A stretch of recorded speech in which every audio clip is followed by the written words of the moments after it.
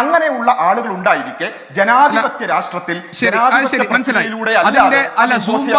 സൂംബായുടെ ഏത് കൾച്ചറൽ എലമെന്റിനോടാണ് നിങ്ങൾക്ക് വിയോജിപ്പ്?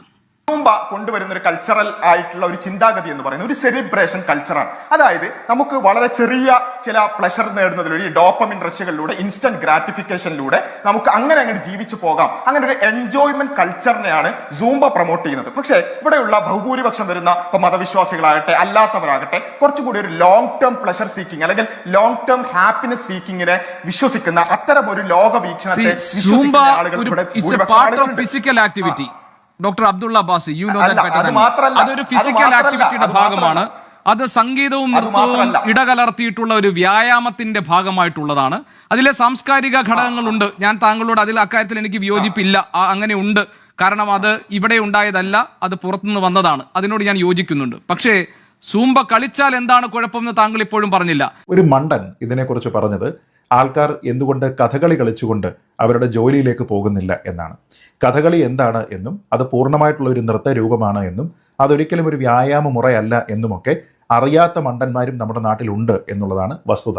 നിങ്ങളൊരു കഥകളി കളിച്ച് ഓഫീസിലേക്ക് കയറിയാൽ മതി എന്ന് ഒരു നിർദ്ദേശം അധികാരികളുടെ ഭാഗത്തു നിന്ന് വരികയാണെങ്കിൽ ഗോപികൃഷ്ണൻ എന്തായിരിക്കും ചെയ്യുക? ആദ്യമായി നേരെ അത് കേട്ട് അതുപോലെ തന്നെ ശരി കഥകളി കളിച്ച് കളയാം എന്ന് വിചാരിക്കുകയാണോ ചെയ്യുക? അതല്ല, അത് എന്തിനാണ് എന്ന് ചോദിക്കും.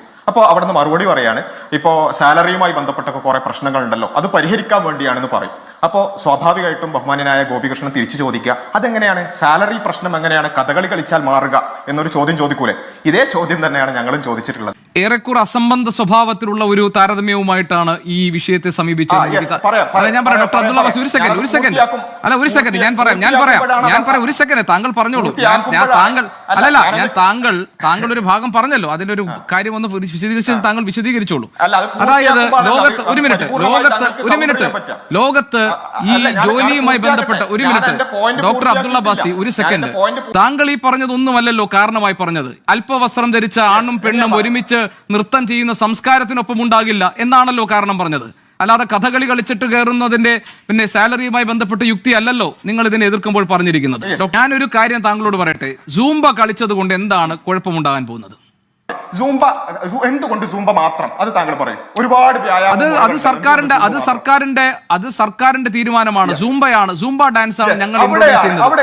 എന്താണ് സൂംബ കളിച്ചാൽ കുഴപ്പം? മറ്റു ഡാൻസുകൾ പോട്ടെ, സൂംബ കളിച്ചാൽ എന്താണ് കുഴപ്പം? എന്തുകൊണ്ട് ചർച്ചയുണ്ടായില്ല? എന്തുകൊണ്ട് സൂംബ കളിച്ചാൽ എന്താണ് കുഴപ്പം?